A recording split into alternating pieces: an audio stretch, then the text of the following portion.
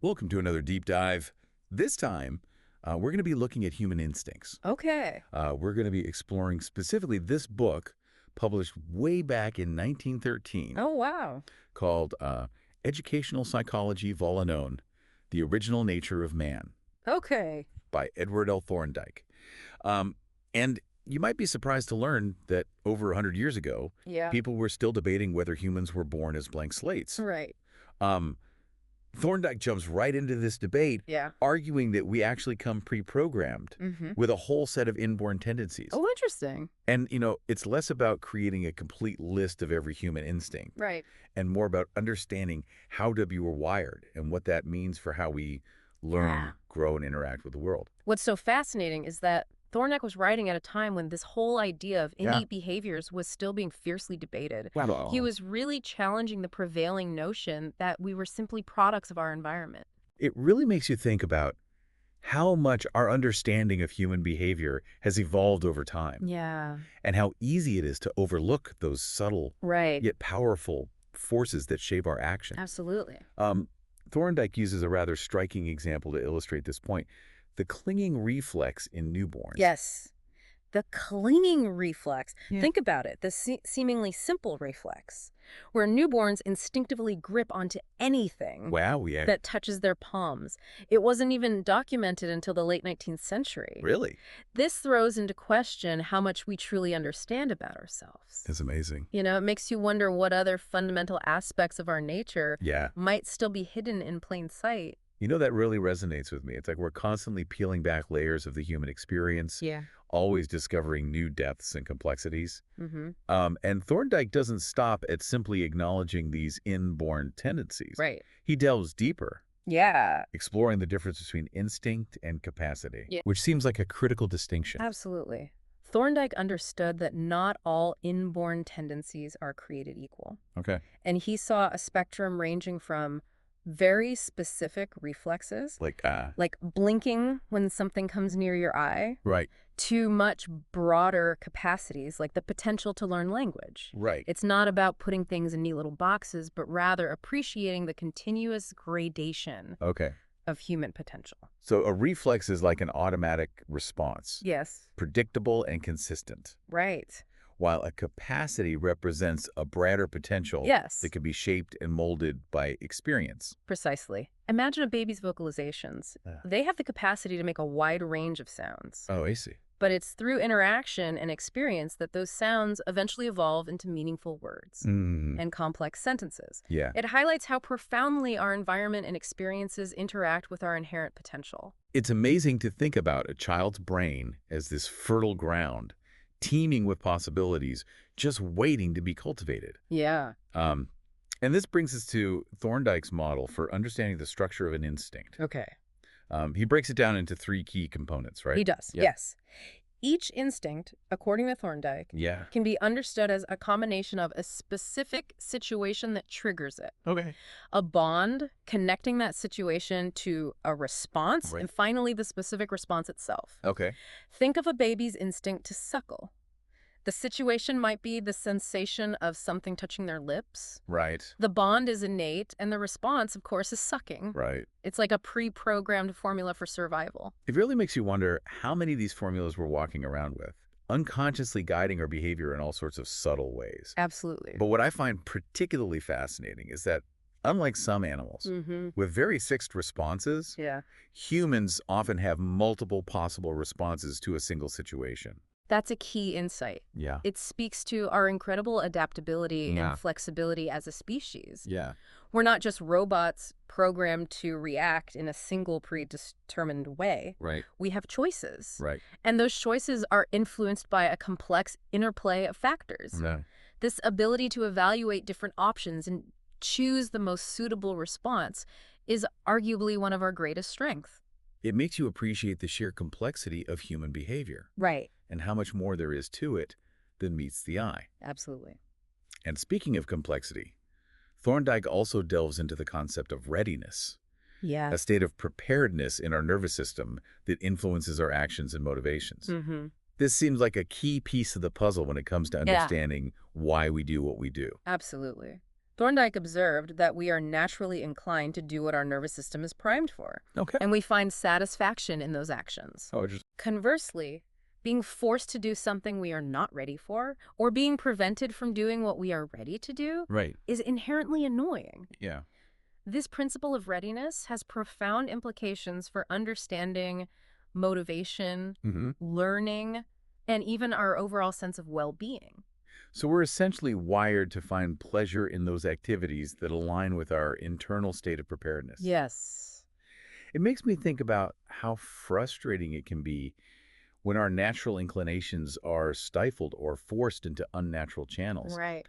Thorndike seems to be suggesting that understanding and working with these inherent tendencies is crucial for creating a more fulfilling and harmonious existence. Precisely. And this brings us to an important point. Yeah. Thorndike was acutely aware that our understanding of original tendencies Hmm. was often clouded by misconceptions and myths. Right. He felt it was crucial to address these head-on. So he wasn't just presenting his theories in a vacuum. Yeah. He was actively engaging with the prevailing beliefs and challenging those that he felt were misguided or misleading. Absolutely. I'm curious to hear what some of those common misconceptions were and how Thorndike sought to debunk them. Okay. For instance, what about the idea that instincts are fixed and unchanging? Mm-hmm. Was that one of the myths he tackled? You're spot on. That was a major misconception that Thorndike directly challenged. He argued that while the foundation of an instinct may be inborn, Okay. the way it manifests Oh, great. and the intensity with which it's expressed are heavily influenced by experience. Oh, interesting. Our instincts are not static. They are constantly evolving and adapting in response to our interactions with the world around us. Oh, I see. Think of it like a sculptor working with clay. Mm. The raw material is there, but the final form it takes depends on the artist's skill and vision. That's such a powerful analogy. It really underscores the dynamic interplay between nature and nurture, between our inherent predispositions and the shaping forces of our environment. Yes. So it's not about denying the existence of inborn tendencies, but rather recognizing their malleability Right. and the potential for growth and change. Exactly. I imagine this perspective has some pretty significant implications for how we think about education, child rearing, and even our own personal development. You hit the nail on the head. This understanding of the modifiability of instincts Yeah. really challenges the notion that we're simply products of our genes, Right. locked into predetermined paths. Right. It empowers us to take a more active role in shaping who we become both individually and collectively. I see. And this leads us to another misconception that Thorndike was keen to debunk. Okay. The idea that natural development is always best. That's an interesting one. I can see how that belief could be tempting, Yeah. especially when we're talking about things like curiosity Yeah. or child's innate love of play. But I have a feeling Thorndike saw some potential pitfalls Mm-hmm. in this line of thinking as well. You're right. Thorndike argued that while some aspects of our original nature are undoubtedly beneficial, Yeah. others, if left unchecked, Right. can lead to harmful outcomes. Right. He even cites examples of tendencies like lying or cruelty as being part of our original nature. Wow. His point was that we can't simply assume Right. that whatever comes naturally is always good or desirable. So it's not about letting our instincts run wild, but rather about understanding them, Yes. guiding them, Right. and even redirecting them when necessary. Precisely. It seems like a delicate balancing act. Recognizing the power of our inborn tendencies while also acknowledging the need for guidance and cultivation. Precisely. It's about recognizing that education plays a vital role in shaping those inborn tendencies for the greater good. Yeah. Nurturing those that contribute to well-being Right. and mitigating those that could lead to harm. It's a far more nuanced perspective than simply letting nature take its course. It makes you appreciate the complex responsibility we have as individuals and as a society to cultivate the best of human nature while also acknowledging and addressing those aspects that are less desirable. Absolutely. It's a lot to consider, Yes. and it really sets the stage for a deeper exploration of specific instincts Yeah. and how they play out in our lives. Yeah. Thorndike dives into some intriguing examples, doesn't he? He does. He talks about fear, curiosity, and even these concepts of mastering and submissive behavior. I'm eager to hear more about his insights into these specific tendencies. I agree. Those are some of the most compelling sections of the book. Yeah. Let's delve into them. Okay. You can start with fear. Okay. One of the most primal and powerful emotions we experience. Thorndike identified several specific stimuli that evoke fear instinctively, Yeah. even in very young children. Things like sudden noises or encountering strangers. That makes sense. Yeah. Those are things that startle children very easily. Right. And for good reason. Right. Yeah. If you think about it from an evolutionary perspective, sudden movements in the dark could very well have meant a predator was approaching. Right.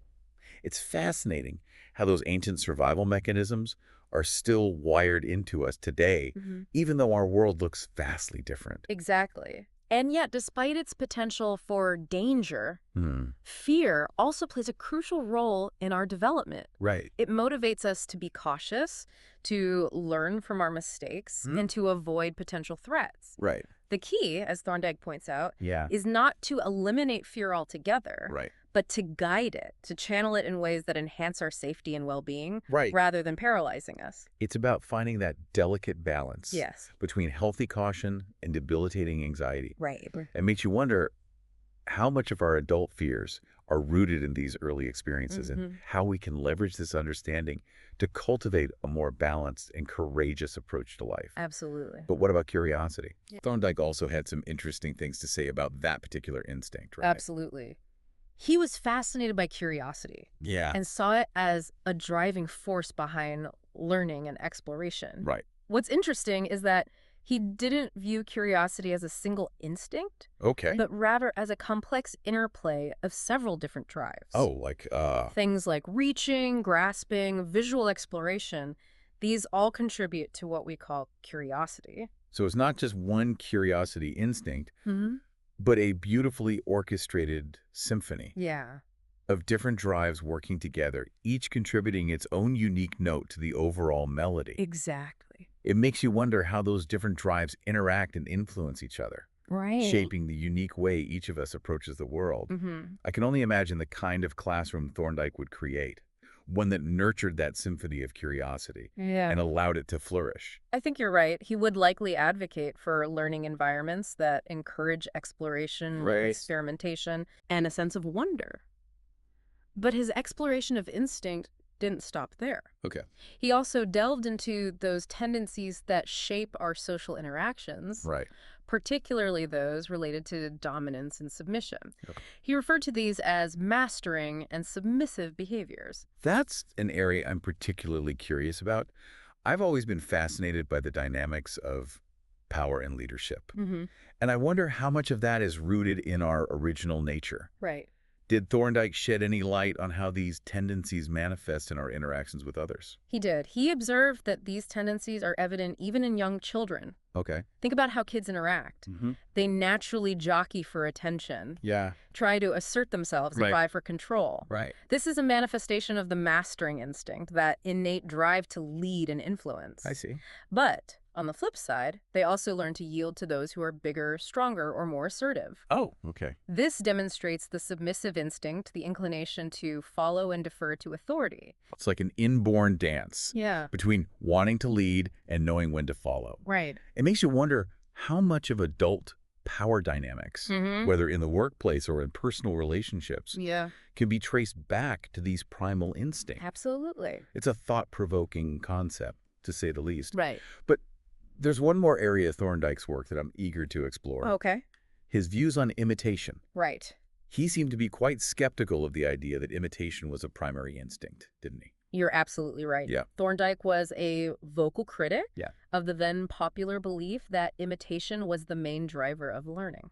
Interesting. He argued that much of what appeared to be imitation could actually be explained by other learning mechanisms, like trial and error Okay. and the satisfaction of having one's actions noticed. Oh, I see. He believed we were far more complex than simple copycats.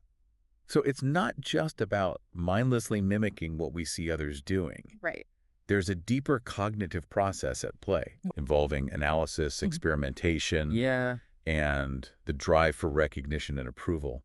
It seems like he was pushing back against a rather simplistic view of human learning and behavior, suggesting a much more nuanced and intricate picture. Exactly. Yeah, And this challenge to the prevailing view of imitation sparked quite a bit of debate I bet. in the field of psychology, forcing people to reconsider how learning actually unfolds hmm and what role imitation truly plays in that process. It's a testament to Thorndike's willingness to question assumptions Yeah, and push the boundaries of conventional thinking. absolutely. And it leaves us with a lot to ponder Yeah. as we continue our deep dive into his work. I'm eager to see where this exploration takes us next. I agree. Thorndike's skepticism about imitation as a primary driver of learning, it Yeah. really highlights the complexity of human behavior. Yeah. What might seem like a simple act of copying Yeah. could actually involve a whole web of instincts and learned associations and individual motivations. Right. It's a good reminder Yeah. that we shouldn't jump to conclusions about why people do the things they do. I think that's such an important point, especially when it comes to understanding children. Yeah, We often assume that they're simply mimicking what they see. right. But Thorndike's work suggests that there's often a lot more going on beneath the surface. Absolutely. It makes me wonder how these insights into our original nature Yeah, might influence the way we approach education. right. If we're not just blank slates waiting to be written on, Mm-hmm. does that change the way we think about teaching and learning? That's a crucial question, and Yeah. one that Thorndike grapples with extensively throughout his work. Okay. He emphasizes that understanding our original nature Right. isn't about excusing bad behavior or simply giving in to our base instincts. Okay. It's about having a more informed perspective on human development Mm-hmm. and tailoring our educational approaches accordingly. So it's less about molding children into some predetermined ideal Yes, and more about recognizing and working with their innate tendencies, exactly. both the positive and the challenging ones. Exactly. It's about creating learning environments that leverage those inborn drives for exploration, mastery, and social connection. Right. We need to tap into those natural sources of motivation Mm. and guide children towards developing the best aspects of their original nature, Right. while also mitigating those tendencies that might lead to less desirable outcomes. It sounds like a delicate balancing act, It is. recognizing the power of nature while also harnessing the potential of nurture. Yes, Did Thorndike have any specific thoughts on how this might play out in the classroom? he did. Okay. Did he offer any concrete examples of how to put these principles into practice? He did. One area he focused on was the use of school marks, Right. which were often seen as a primary motivator for students. Right. Thorndike, however, had some reservations about how they were typically used. He observed that pupils often viewed marks as a way to measure their superiority over classmates, Oh, wow. rather than as feedback on their own progress and mastery. So instead of fostering a genuine love of learning, Right. the competitive nature of marks could actually distract from the true purpose of education. Exactly. It could shift the focus from intrinsic motivation to extrinsic rewards and create an unhealthy sense of rivalry among students. Precisely. Thorndike believed that while marks, if used appropriately, Right. could be a valuable tool for motivation and self-assessment, they shouldn't become the primary focus of learning. Okay. He advocated for a more balanced approach, Right. one that emphasized feedback that was specific, individualized, and focused on personal growth, rather than simply comparing students to one another. It makes me think about the importance of feedback in general, Mm-hmm. not just in the classroom, Right. but in all areas of life. Absolutely. It's not just about getting a pat on the back or a gold star. Right. It's about receiving meaningful insights that help us grow and improve, Yes. that guide us towards mastery and excellence. Mm-hmm. It seems like Thorndike was really ahead of his time in recognizing the power of personalized feedback He was. and its role in nurturing individual potential. He was. And this emphasis on individualized feedback Yeah. aligns perfectly with his broader view of education as a process of cultivating the whole person, Okay. not just filling their minds with facts and figures. Right. He believed in nurturing character, critical thinking, and social responsibility alongside academic knowledge and skills. It's a much more holistic vision of education, Yes. one that recognizes the interconnectedness of our intellectual, emotional, and social development. Absolutely. It makes you wonder how different our education system might look Right. if we truly embraced this perspective. Yeah. But let's shift gears a bit and talk about another intriguing aspect of Thorndike's work, Okay. his views on the role of suggestion in education. He seemed to be rather skeptical of the idea that simply presenting students with ideas of good acts would automatically lead to virtuous behavior. You're absolutely right. Yeah. Thorndike challenged the prevailing notion So? that simply exposing children to positive examples or moral precepts Right. would magically transform them into upstanding citizens. Right. He believed that actions were shaped by a far more complex interplay of instincts, habits, and motivations, Okay. and that simply telling someone to be honest or kind Right. wouldn't necessarily produce the desired outcome. So it's not about just lecturing kids about morality or expecting them to absorb virtue through osmosis. Exactly. There's a much more dynamic process at play, Yes. one that requires active engagement and the development of internal motivation. Exactly. And this is where that concept of readiness Right. comes back into play. Thorndike argued that for suggestions to be truly effective, Yeah. they need to align with the individual's existing state of readiness. They needed to resonate with their inner motivations and desires. It's like planting a seed in fertile ground. Right. If the conditions aren't right, Yeah. if the soil isn't receptive, Mm-hmm. the seed simply won't take root and flourish. Exactly. It's not about imposing our values on others. Right. It's about nurturing the seeds of their own potential, Yes. helping them blossom into the best versions of themselves. That's a beautiful analogy. Yeah. And it brings us to one of the most important takeaways from Thorndike's work: Okay. the power of original satisfiers and annoyers. Okay. These are those innate tendencies we have to find certain things inherently pleasurable or displeasing, Right. and they play a crucial role in shaping our behavior, Okay. both for better and for worse. That's a concept I'm eager to delve into further. Yeah. Why are these original satisfiers and annoyers so crucial in understanding human behavior, Well, especially when it comes to learning and motivation? imagine them as internal compasses, guiding us towards experiences that bring us joy and satisfaction, Right. and steering us away from those that cause us pain or discomfort. Oh, yeah. We're wired to seek out pleasure Right. and avoid pain. Mm-hmm. And this fundamental principle influences everything, Wow. from our basic needs for food and shelter Right. to our more complex desires for social connection, accomplishment, Yeah. and self-actualization. It's almost like a built-in feedback system, Yeah. constantly nudging us towards those activities and experiences that align with our deepest needs and desires. Right. And by understanding these original satisfiers and annoyers, Mm-hmm. can we tap into a more powerful source of motivation? Yes. One that's driven by intrinsic rewards rather than external pressures. Precisely. Instead of relying solely on external rewards and punishments, Okay. we can leverage those things that naturally bring joy and satisfaction to create learning experiences that are not only engaging, but also deeply meaningful and intrinsically motivating. It's about finding ways to align educational goals Right? with those things that students find inherently rewarding, Mm-hmm. tapping into their natural curiosity and desire for mastery. It's like finding the key to unlock intrinsic motivation. Yeah. That inner drive that propels us towards growth and fulfillment. Right. It seems like such a powerful, Yeah. often overlooked aspect of education, one that could transform the way we approach teaching and learning. Absolutely.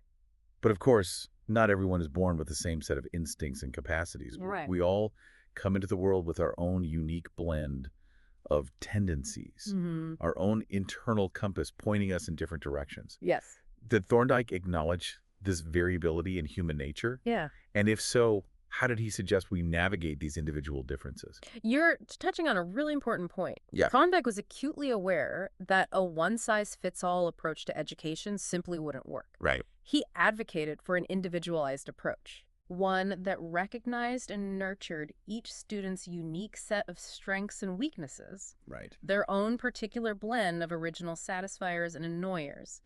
So rather than trying to force everyone into the same mold, Right. we need to create learning environments that allow each student to flourish in their own unique way. Exactly. It's about recognizing and celebrating the diversity of human potential, Yes. rather than trying to homogenize it. Exactly. It's about embracing the beautiful tapestry of human nature, Yeah. with all its complexities and variations. Right. And this leads us to another crucial aspect of Thorndike's work: Okay. the modifiability of original tendencies. Right. While he acknowledged the power of our inborn nature, Mm-hmm. he also believed that we weren't simply slaves to our instincts. Interesting. He saw potential for growth and change, Okay, for yeah. shaping and refining those tendencies through experience and conscious effort. So we're not just passive recipients of our genetic inheritance. No. We have the power to influence the trajectory of our own development.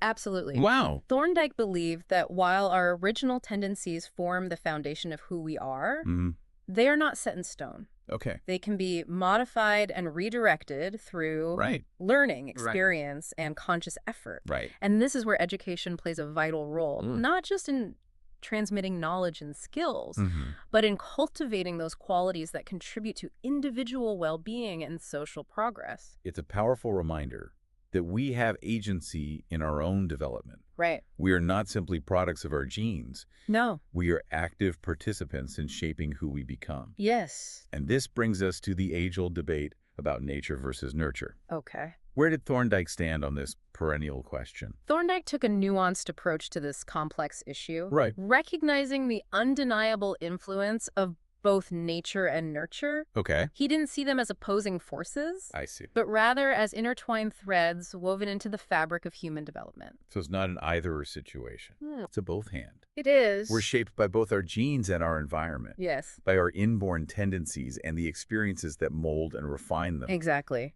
Thorndike believed that our genes provide the raw materials, Okay. the potential for certain traits and behaviors, Okay. but it's our experiences, our interactions with the environment that Yeah. shape how those potentialities are expressed. Right. It's like having a blueprint for a building, but the final structure can vary depending on the materials used, Yeah. the skill of the builders, and the conditions of the site.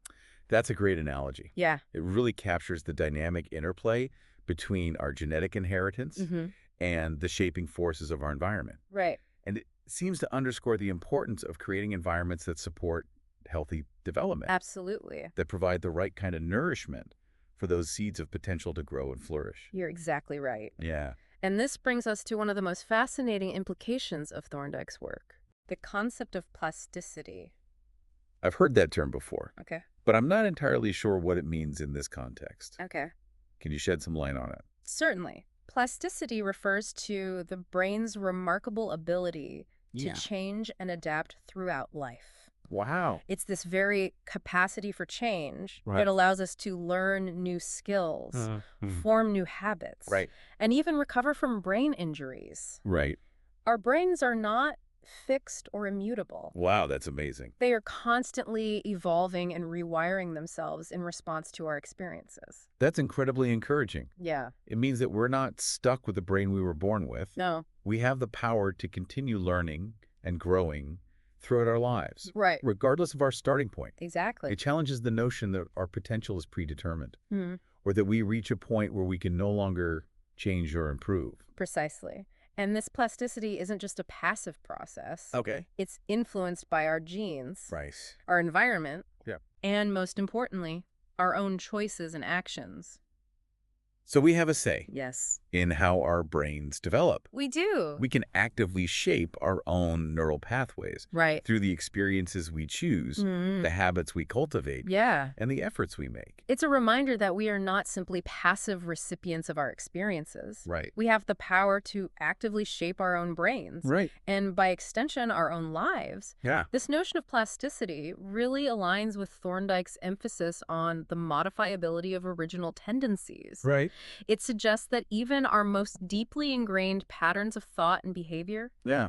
can be altered and improved upon with conscious effort and the right kind of support. That's encouraging. It's a truly empowering perspective. Yes. And it makes me wonder how we might apply these insights to create more effective approaches Right. to learning, personal growth, and even social change. I think you've hit on something really important. Yeah. Thorndike's work wasn't just about understanding human nature. Right. It was about leveraging that understanding to improve lives Yes. and create a better world.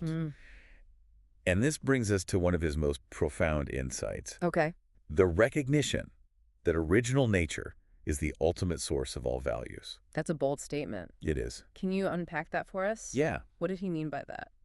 Thorndike argued that everything we value, Okay. from truth and beauty Right. to justice and compassion, Okay. ultimately stems from our inborn nature. Oh, interesting. These values aren't imposed on us from the outside. Okay. They arise from our deepest human needs and desires, from those fundamental tendencies that drive us towards connection, meaning, and fulfillment. So even our highest ideals, Yes. those aspirations that seem to transcend our biology, Right. are actually rooted in our biological heritage. Precisely. It's like saying that our very capacity for moral reasoning, for empathy and compassion, Yes. is woven into the fabric of our being. Precisely. And this recognition has profound implications for how we approach education, morality, and even our understanding of what it means to be human. Right? It suggests that we need to look within ourselves Yeah. to those innate capacities for goodness and growth in order to create a better world. Right. It's not about imposing some external standard of morality, Okay. but about nurturing those seeds of virtue that already exist within us. It's a powerful reminder that we are part of nature, not separate from it. Absolutely. Even our most sophisticated thoughts and aspirations are ultimately grounded in our biological heritage. Yes. But if all values stem from our original nature, how do we determine which instincts are of most worth? Right.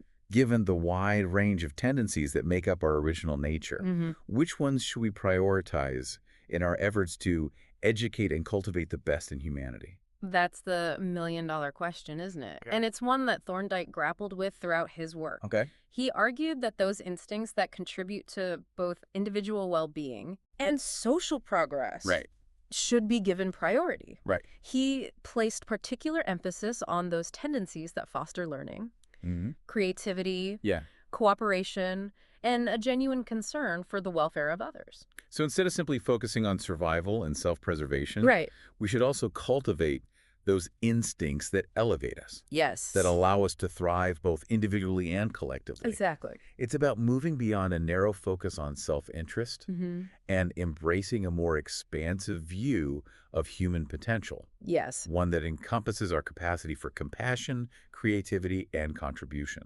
Exactly.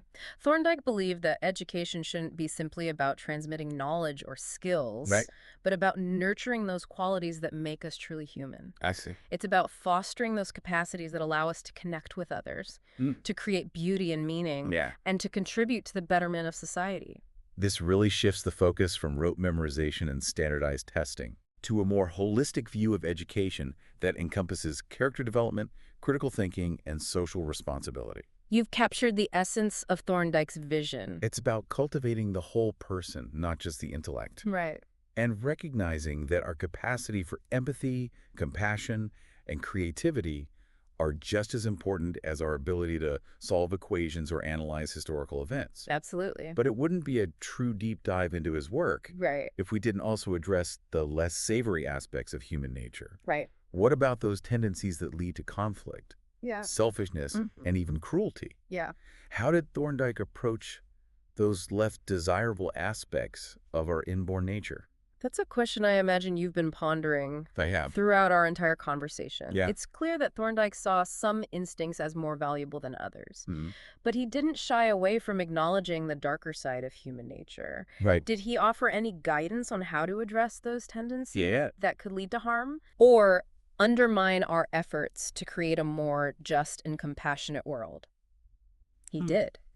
And this is where his emphasis on the modifiability of original tendencies becomes especially relevant. Right. He didn't believe in some utopian vision where we erase all our negative tendencies or pretend they don't exist. Right. He recognized that these are part of what makes us human, Right. but he didn't believe we had to be ruled by them. Okay. He argued that through education, social influence, and conscious effort, we could redirect those less desirable instincts towards more constructive ends. So it's not about denying or suppressing those tendencies, Right. but about channeling them in ways that benefit both the individual and society. Exactly. It's about recognizing that even our less desirable instincts might serve valuable purposes in certain contexts, Right. but that we have a responsibility to guide and shape them so they don't lead to destructive outcomes. Exactly. It sounds like a delicate and ongoing process. one that requires a deep understanding of human nature Mm-hmm. and a willingness to engage with our own shadows. Exactly. It's about recognizing Yeah. that we have both light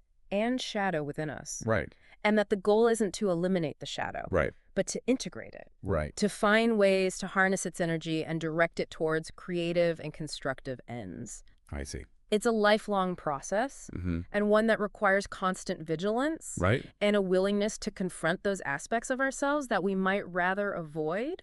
It's a challenging, but ultimately hopeful perspective. Yes. One that acknowledges the complexity of human nature Right. while also holding space for growth, transformation, and the possibility of creating a better future. Absolutely. This entire conversation has really sparked my curiosity. Yeah. And it makes me wonder how Thorndike might have viewed the world we live in today. Right. If he were alive today, Yeah. what would he say about how modern technology is shaping our instincts? That's a fascinating question. It is. And I imagine he'd have quite a bit to say on the matter. Yeah. I suspect he would be both intrigued and concerned by the profound impact Wow. technology is having on our lives, Mm-hmm. particularly on the developing minds of children. Right. On the one hand, he'd likely be fascinated by the ways technology can enhance learning, Mm-hmm. provide access to vast amounts of information, Right. and connect people across cultures and continents.